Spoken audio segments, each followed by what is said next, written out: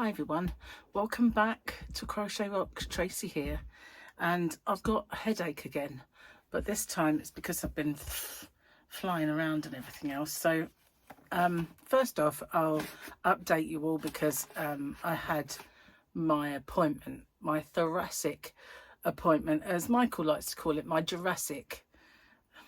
I think he's implying I might be old, but I'm not sure. It just might be that it rhymes. Anyway, my Jurassic Park, my thoracic appointment. Excuse me. So first off, she said, I guess, you know, really, you just had a CT, haven't you? And you'll be anxious to know the results of that. And I said, yes. And she said, well, that's not really what this is about, but I'll have a look at it. She said, it hasn't been posted yet. And I said, no, I keep looking on my NHS app and it doesn't seem to appear. So she said, well, looking at it, I can't see anything, but I'm not a nodule specialist. So she said, basically, you've got two pathways. And I can understand it because the reason they found the nodule in the first place was because I was sent to a thoracic department and they said, we can't see her because she hasn't had a chest x-ray. And it was the chest x-ray throwing up the shadow, which then became the nodule. So I still had the thoracic appointment as well as the other one, nodule team. So she said, you know, I can see that I can't see anything there, but I'm not going to tell you that I know anything about it really, because, you know, it's not my department. And so I'm just going to make sure that they get in touch with you. So I said, okay. So Gary looked while they were doing it and said he couldn't see anything. And a doctor said she couldn't see anything. A thoracic doctor as well, you know. So she specialises in lungs. How can she not know what a nodule looks like? So I'm kind of not going to say it's not there and that there's nothing there until I hear it from the horse's mouth. But I feel a bit better that a doctor couldn't see anything. However, it's not her area of expertise. So I'm no further really in terms of absolute answers. So basically, I was put through to that pathway in the first place due to asthma. And remember when the nurse, those of you who've watched me for a long time might know this, that we had an asthma specialist visit all of the surgeries because the UK was so poor at dealing with asthma, and they felt like there was more deaths in the UK than in some third world countries due to asthma. And you might say that's probably because our weather's rubbish, but it's also because what we really passed on about asthma was rubbish. So she went to visit all the surgeries and she said that I might have this thing called bronchiectasis. When she described that, it does describe the way I deal with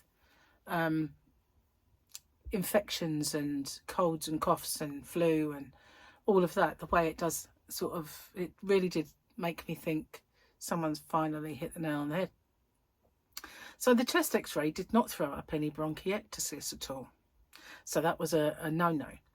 But she said, there is a drug that we can give you that we give to people who have bronchiectasis. And we also give it to people who mimic the symptoms of bronchiectasis but don't actually show up.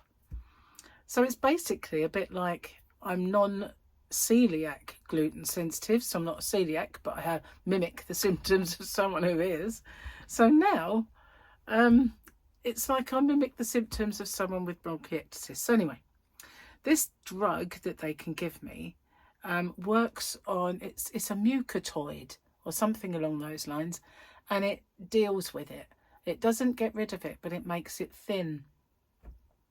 So that's all of that would be an absolute godsend to me. So she has prescribed me that. I've got a prescription, but I'm not going to take it unless I'm ill and I have a phlegm problem, and then I will see if it's any good.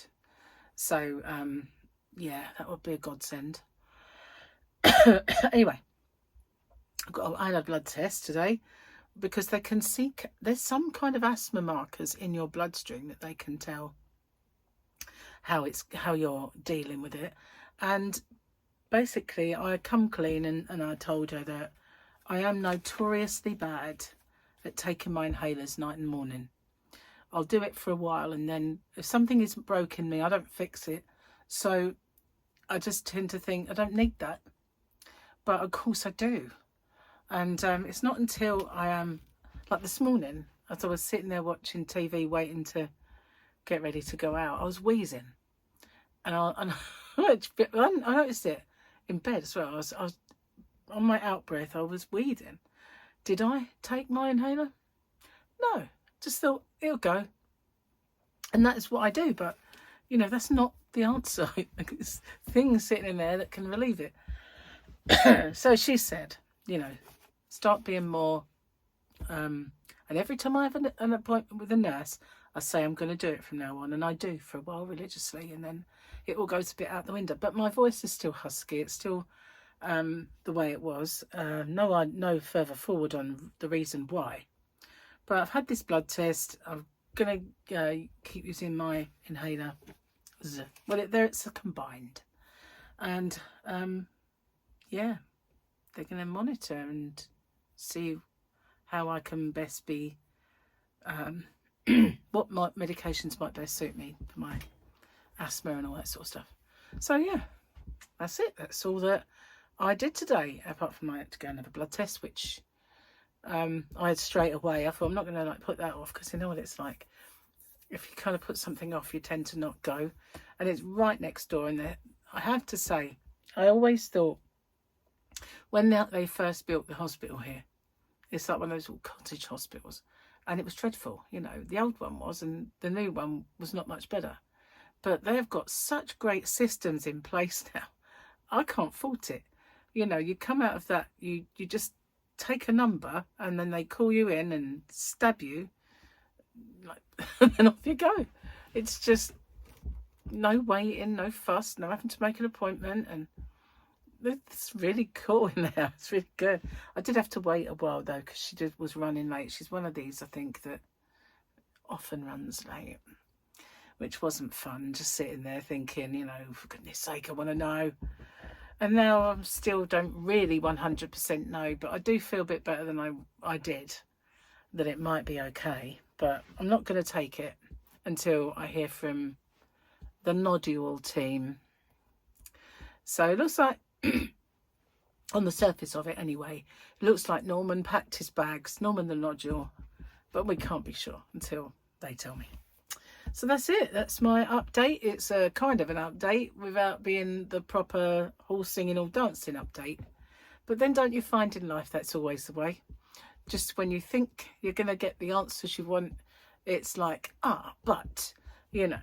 So, yeah, still update you when I know for sure. I didn't get any phone call today about it. I thought that result would come through really, really fast, because the first one was like that. It was barely 48 hours, and it was on my NHS app. And I read it, that I had this 8.1mm nodule. This time around, there's like nothing there. They must have a backlog or something. But anyway, so I'm still husky and still kind of breathy, and my voice croaks. And I said to her about we were talking in general about it all, and I said, well, I'm pretty sure that I have sleep apnea. She said, what makes you think that you snore? I went, well, I'm told I snore, and I've been recorded with my little snore. It's not a massive snore, it's just a, you know, I do snore. I said, but sometimes I wake up and my mouth is drier than the desert, and my tongue feels like a dried up husk until I drink. And she said, oh yeah, well, I'm going to refer you. So now I'm going to be referred to a sleep clinic. And I'm not wearing none of those CPAP masks for bed though. But I did hear that there was a new breakthrough in sleep apnea where you don't have to wear that anymore. So I'll push for it, but if I have to. But if this sleep clinic means you have to sleep in front of them, you know, like you used to have to. I'm not going to be able to do it. I hope what it is something they can take home and it gets monitored, because there's not a chance I can fall asleep in a strange environment easily. So that wouldn't happen, you know, just wouldn't. But so yeah, I remember when they sent me through for Monjaro, I didn't have all of the ailments that I needed. Well, now I'm ticking them off, man. If I've got sleep apnea, then my blood pressure was high, so I'd got that. When I said it's hardly surprising, I was terrified for this appointment. So, you know, and plus it was one of those old-fashioned ones that squeeze your arm. You know, that sometimes they've got modern ones that don't do that. But this was one of them, and it really stresses me out when it squeezes into your death, you know. And it hurts. So yeah, it's a small wonder that your blood pressure's high. But yeah, I had that. So I'd got a BMI that I don't like, high blood pressure, possible sleep apnea.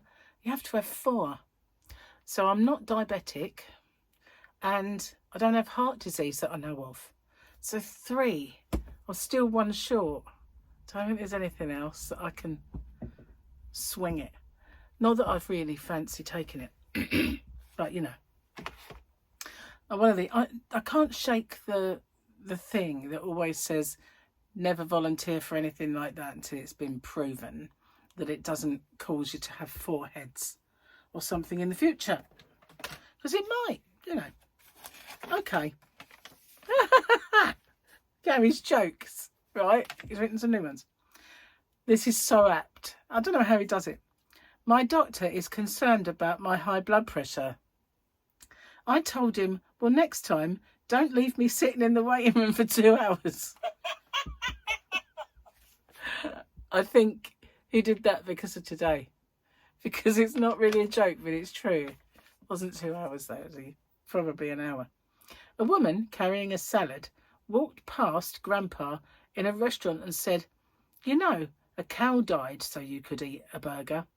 Grandpa looked up and replied, if you weren't eating its food, it might have lived.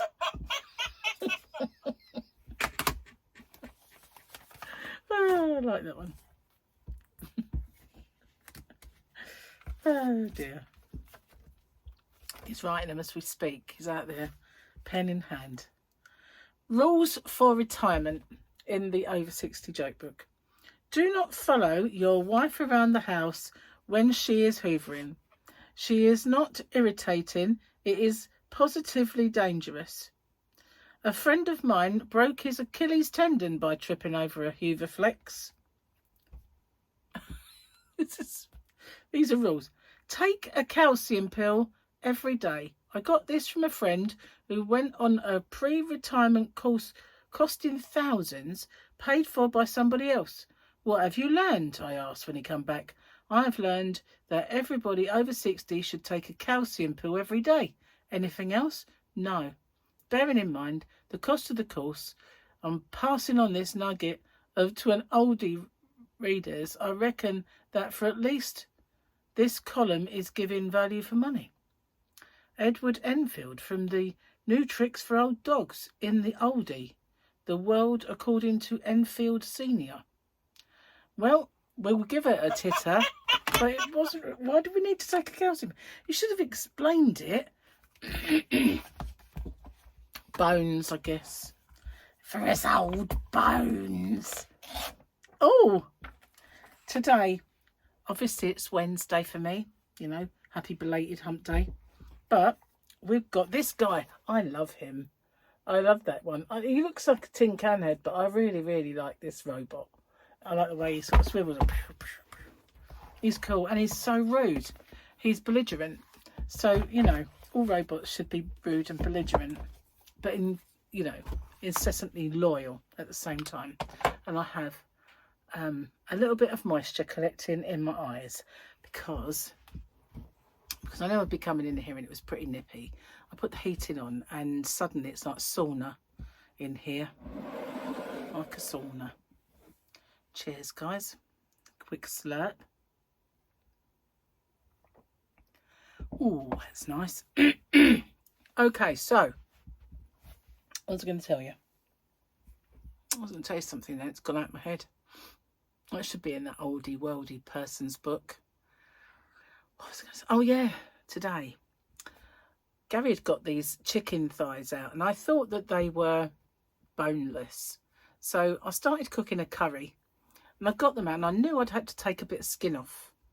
So I've got my really sharp knives, and I'm getting rid of the skin, and then I noticed, hang on, there's a bone in this. So then I had to bone them. Do I look like a butcher? Anyway, I got rid of as much of the meat off it as I could. Give the rest to the fox. Give him a little treat. So I've made this curry, and I'm near enough done. I always make it is low carb when I do it, but not that we're doing low carb at the minute, but I only know really one way. I don't kind of do it any other way. So I usually have a bit of a thickening agent, and it wasn't in the cupboard. And previous to that, I had one, and Gary threw it away, and he said, "Oh, everything I threw away was out of date." So I went, "Okay, where's my xanthan gum, Gary?" And he went, "Well, maybe it's in your baking thing." I went, "Yeah, maybe, but I don't think so." So like looking in there, and I opened the cupboard, and it's pretty empty in there because he's had a clear out. And I went, "You threw it away again, haven't you?" It must have been out of date. It wouldn't have been. I've only just bought it because you threw the last one out. It looks old, but it's not. It's just the label. It's an old-fashioned type label. You've thrown it away again, haven't you? So we have that tomorrow now. So I've kind of cooked it, and it's now on the side resting, so that tomorrow I can finish it. So today we were having leftover casserole, and I've left him watching the potatoes and that, turning them down and stuff. But yeah, keeps throwing my stuff out. I said to him, I'm going to hide it next time. Just going to put it somewhere where you can't get your hands on it. It comes to something when you've got to hide your ingredients from him. Bless him.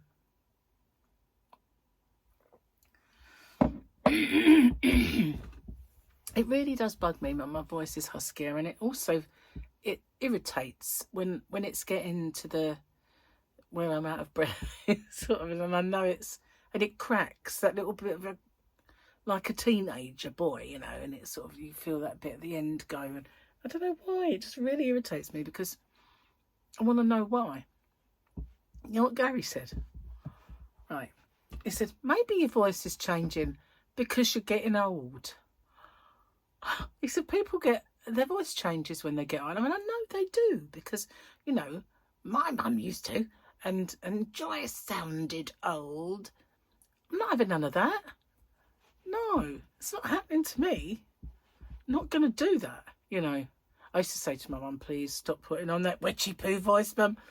But she was just really not, it was a put on voice. It was one of those shocked voices, you know. What's he doing? You know, I'm like, Mum, just speak normally, please. You're frightening me. But yeah, we used to have these little... I sound like a terrible daughter because, you know, we'd go out and she'd be carrying all my shopping. And we'd stop and see people in the street and they'd talk to us. And I used to dread it because she was always rude to people. That was another thing about her old age. She got very cranky in her old age. She would just cut people dead. It was awful. Sometimes I'd just have to make a joke of it, you know, as if like, oh, silly sausage. Anyway, they'd look at me carrying nothing and then look at her laden with all these bags. And I go, she's stronger than she looks, right? You know. Don't worry about her. She's stronger than she looks. But she would just go, give it here, give it here. And she'd carry all my shopping because she knew I hated carrying anything. And I haven't changed, you know. In all those years, it's like if I've got anyone with me, it's hold that. And when we're shopping and there's a group of us, Paul gets something, Gary gets it, Victoria gets it, and I just have a little backpack with her. I know. I'm allergic to carrying bags. I can't do it. I'm just... It's sort of a bit of a character flaw, I know, but It's just the way I am. So load everybody else up. So yeah, it's not good. Anyway, today I got home and she said to me, do you have a cough? And I went, yes, I do. And I don't know why, because I've got no cough. That's another thing that bugs me. So it shouldn't be like that. And she said, well, you did say you not long ago got over this virus, one I had on holiday. I went, yeah, but I haven't got anything there anymore. This cough comes from within. I don't like it. Anyway, maybe it's part of this huskiness. Perhaps it's part of the breathing. Who knows? I'll have to start using my inhaler and we'll see if it improves. So where was I? Oh yeah, I got home today and Fluffy was doing her nut outside. It wasn't even cold, right? And she was... So I got all the shopping in and I could barely open the door and she was like fighting to get in. So I brought all the stuff in. I didn't buy masses, but I did have my backpack full of stuff. I had some coconut milk in there, some rice and stuff. And so I got all the stuff in and I thought, oh, it's early. And I'd put a wash load on, so I had to do all that. And I thought, you know, I'm going to do a square, because I've done all these videos. I've been trying to get ahead and have some in the bag sort of thing. So when I did my stitch tutorials, I thought I'd do a few. And I've got a few more I want to do. So I was getting right ahead of those. So I thought I had got ahead. I had 2 squares, but obviously I've used them up now this week. So I thought, oh, I'll do a square for next week. So I've done that. And I kind of made a couple of small errors that I needed to get off it. And do you think I could get my head straight to remove them? I kept ruining it. So I'd have to like completely abandon that and bring another, like put the files in again. And I thought, well, you're just confusing yourself. And this doesn't normally happen because I make notes. Take this bit out. Take it up to your join and then take this bit out. And I make the notes so that I know exactly what to do. Just getting right kerfuffle with it. But I managed to do it in the end and it's uploaded and all the checks are done. So I've just got to do that soon. But it's kind of, it's not essential I do it today, obviously, because it's next week's one. So we're sitting there and we've got this party at the weekend. And as we were sitting outside the waiting room and we were talking, I said to Gary, if it's bad news, I'm not going to go. And I know he's got to go. And he said, I'll just have to go up there with Martin then. I went, that's fine. I went, but if it's bad news, I don't think I want to go. So I still don't know. But, you know, I don't think it's going to be, I don't think it could be bad news if a doctor can't see anything. Just don't know though, do you? So I'm not going to count my chickens. What else have I got to tell you? Let me think. I was going to do a live stream, wasn't I? Yeah, well, I haven't had much chance really. Been flying around all over the place. So you never know. The next couple of days I might do that. But I've got the postman coming tomorrow. Well, I will have when I arrange it. And thank you, Teresa. I've got your address. As long as I can find it. I saw it pop up as a notification. So hopefully it's there. And I can send off your winnings to you. And that would be cool. So that I'll send that off at the same time as my orders I've got to post. So that's good. Anyway, thanks for watching. And hopefully we'll have lots of jokes from Gary. And I said to him before, they're kind of missing the slightly rude ones. So we'll see what he's getting, but I don't know for sure. Anyway, thanks for watching. I'll see you soon. Bye-bye for now. Take care.